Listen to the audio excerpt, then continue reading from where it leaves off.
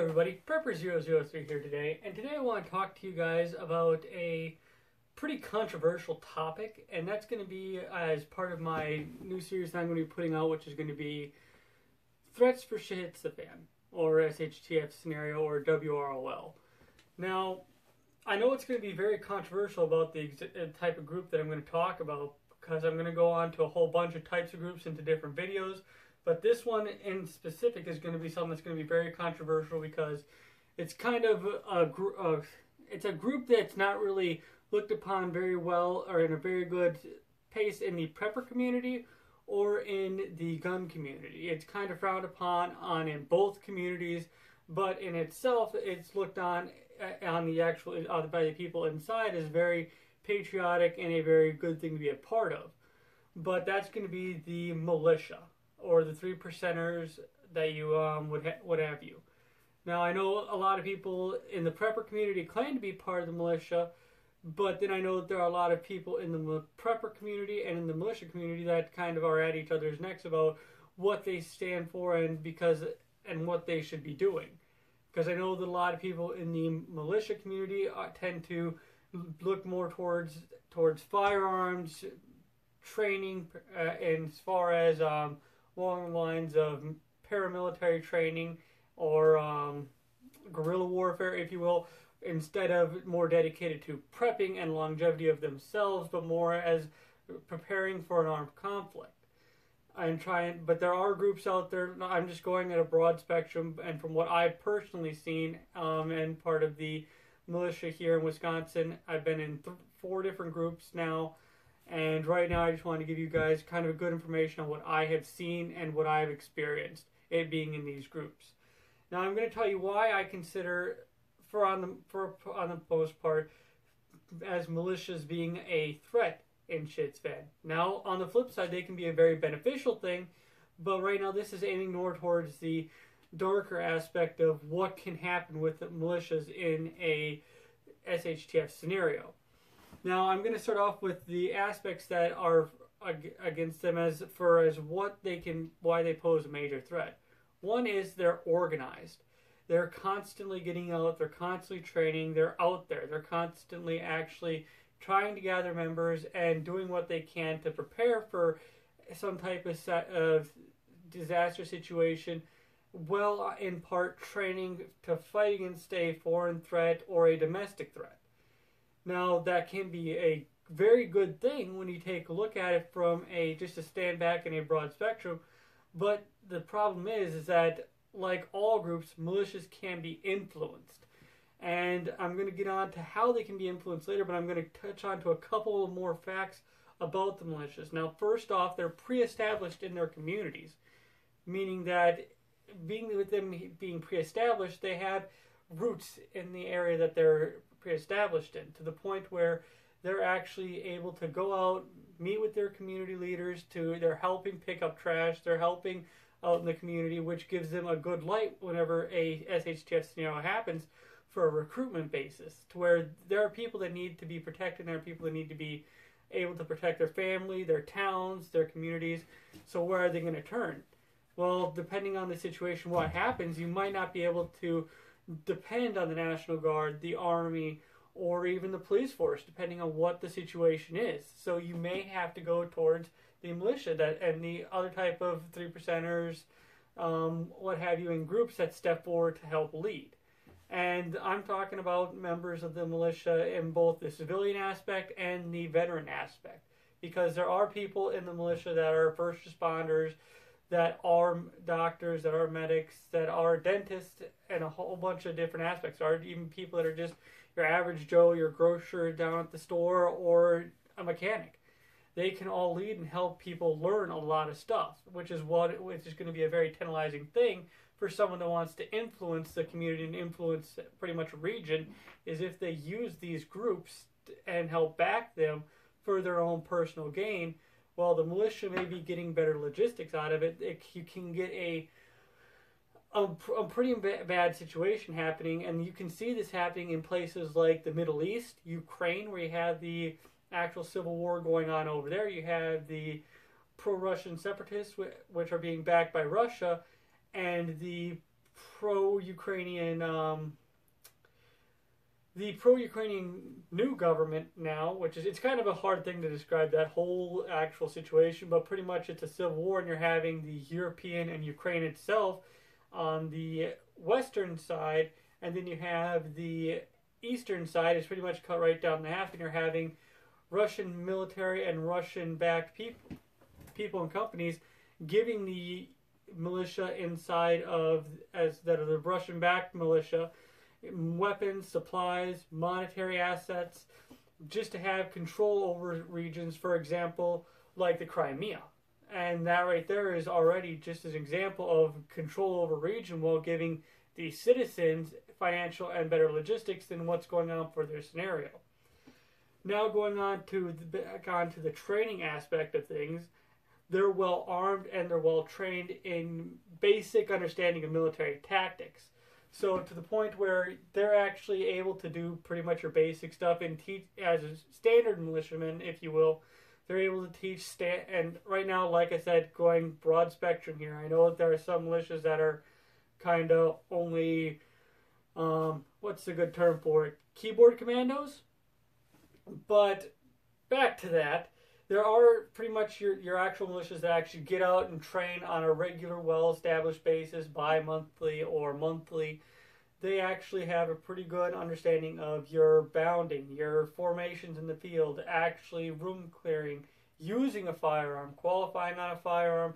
For example, being able to qualify out to 300 yards with basic iron sights rather than having to use a 3-9 scope on the rifle. That's something that I think that a lot of your standard militiamen are capable of doing.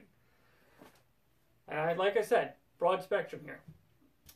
And back to the whole, and that's pretty much some of the major things that I'm trying to keep the video short, as one of the things that, as a few of the things actually I should say, that the militia has that really helps make them a major asset to somebody that's looking to influence a region.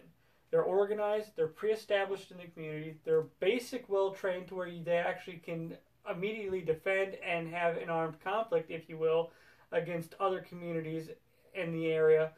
And also they're pretty alright as capable in bringing more members actively into it, depending on the more logistics that they're able to get. So the more assets that there is to joining the militia, the more people that are going to want to join. And the more people that are going to want to join and be in the militia, the more influence that they have in a specific region. Now I'm going to go on to some of the things that they're lacking majorly. For the one thing is actual leadership, strong leadership on a broad scale. And I'm talking more along the lines of state and region, like for Midwest, for the whole West, the South, the East-West, and inside of major cities.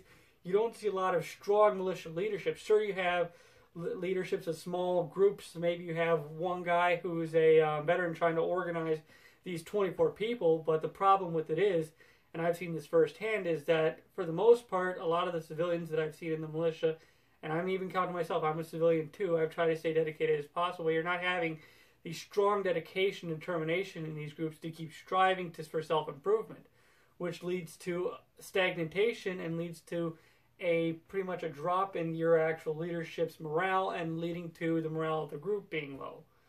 And what happens with that is that you don't have this massive leadership that you do. And on the actual flip side of the scale, you have these people that are on leadership that are just so full of ego that they're this 19-year-old kid that is stating that, yeah, I'm a general. So, like I said, you're having flip sides to each of these coins to where you're having somebody who's actually qualified to lead a group, having people that aren't qualified to be under him, really, and then you're having people that are unqualified to leading a militia. And that can lead to a whole different situation on itself, which is what would lead into being influenceable. If you're able to get a key leadership asset in there, for example, military contractors, or like you see us having to do over in the Middle East, where we've sent special forces operators to train these freedom fighters, if you will, over in the Middle East, like in Syria, Iraq, Afghanistan, all in those type of regions. They help build the leadership in those groups, but then they immediately can flip, or they can be influenced in other ways by other groups or other corporations or countries. And that comes into the poor logistics of militias. If you're able to have a group that's wanting to, and I'm just going to use a foreign country for example, if a country wants to control a state because it's got a lot of assets, it's got oil, it's got mineral resources, it's got transportation resources, who knows, it's got a lot of military assets that are being unoccupied at the moment, it can easily move in if they add the logistics to these groups, because they can't have, it's going to be impossible for them to try to control the entire country with their own foot assets. So they're going to need to do is they're going to need to integrate national assets of the actual nationals of the country. And like I said, I'm a civilian. I'm just giving you guys pretty much how I see it as militias being a threat. And with this foreign nation backing these militias and giving them food, water, ammunition, proper higher training as far of the one-time a week training and everything else, that's one of the things that can really help influence a group into being a threat against you. Because these groups that are going to be organizing, they're going to want to be getting every bit of resource that they can. So your prepper compound, even though you might not be a threat to them, you've got resources that they might need. You've got land that they might need. You've got land that they can use. And this goes into a lack of communication between groups. You can actually have, and this isn't on an influenceable scale, but this is just as militias themselves. If you have two militias in literally just two different counties that are fighting over, for example, there's a lake with a lot of hunting resources. It's got a actual pre-established, I'm just going to say, campground, if you will, with a lot of hunting stock. There's a lot of farmland to grow in the area, and these two groups have been training pretty much offshoot inside the same area, but just have never been training together. And then you have these two groups fighting over that same plot of land. Well, you're just a mile away. You can easily get brought into that conflict, even though you have nothing to do with it, because you've got, as I said, resources, supplies that they could use. And like I said, even though I don't want to think about it that way, being in the militia myself, I don't like to see and talk about militias in that way, but it's something that we have to bring forward as an actual possibility, because these militiamen, they have families that they're going to want to protect, that they're going to want to feed, and they're going to need the medical supplies and the logistics that they need to make their family survive in a long-term situation. So they're not going to be able to, and from what I've seen, protect and keep their family in that nice, nourishable state with the supplies that they have. And like I said, I'm talking what I've seen personally. And now I'm going on to the monetary backing of it. A foreign nationality will be able to bring in, and this is depending on the situation, monetary value could still exist on a actual plane depending on what's going on. So if there's a monetary system still in place, that gets logistics. If they're getting money to be able to bring in better supplies and better logistics into their system, they're able to buy better vehicles, better equipment, better arms, and they can keep growing. And what that adds into better recruitment. If there's a well-established group that's handing out jobs and handing out supplies and stuff like that to members, and you're a poor Joe Schmo who didn't prep a single can of food in his life, and you see this group just recruiting able-bodied men, and while they're recruiting and these men are serving in the militia, they're giving their families food, protection, and stock and supplies and everything, you're probably going to be inclined to join this militia so that your family can be fed for the next day and continue to live. So that's just pretty much what I wanted to touch on, and just one of the things that can happen is that militias can overtake a region or a city, and they can turn that into their own pretty much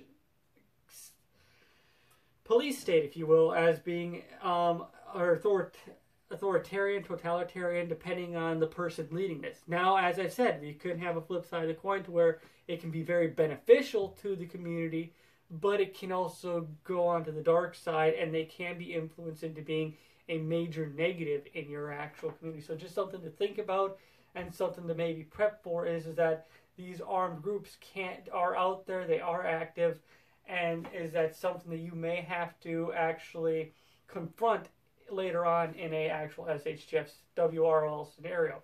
Even if it's not on a negative term, you may still have these groups operating inside of your area unbeknownst to you right now. And like I said, I'm a militiaman myself. I really pride myself on what we've done in the militia. We've helped out with disaster relief. We've helped out by sending supplies off to Hurricane Harvey. We've helped out during tornado disaster relief. We've sent water to Ferguson with their water situation over there. So right now we've been doing a lot with our community. We strive to help out, but I do see it as being a problem with a foreign entity coming up and trying to influence our group. Like I said, I'm a prepper. I try to prep for my family and everything else and try to get everybody involved in prepping inside of our group, but it can still happen. And this stuff, like I said, we have to bring it forward and talk about it. So thanks for watching. Comment down below on what you guys think about militias and in a shit hits the fan scenario. Like I said in the beginning of the video, I know it's a very controversial topic, as a lot of people see militiamen as nothing but a bunch of ego circle jerking idiots, and some people see them as just a whole bunch of gear weirdo, or gear horror junkies that are just there to say, oh yeah, I look cool, here's my gun, let's go shoot a 25 yard, and say that we're master operators, which I don't claim to be. Like I've said before in many of my other videos, I'm just a civilian.